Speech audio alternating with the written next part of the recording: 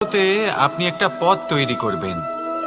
কোনো ধনুর্ধর যখন নিজের বিদ্যা অর্জন করেন তখন তাকেও ধৈর্য ধরতে হয়, তার নিজেকে সময় দিতে হয়, তবেই সে ধনুর্বিদ্যা শিখতে পারে। সেইভাবে আমাদের জীবনেও ধৈর্য ধরার খুব প্রয়োজন।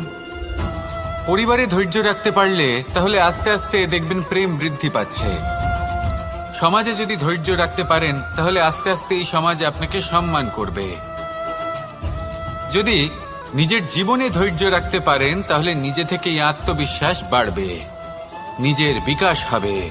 জীবনে সবই সম্ভব যদি ধৈর্য রাখতে পারেন। হয়তো আস্তে আস্তে হবে, কিন্তু হবে অবশ্যই। শুধু ধৈর্য রাখুন, কারণ ধৈর্যই সবথেকে বড় পুঁজি।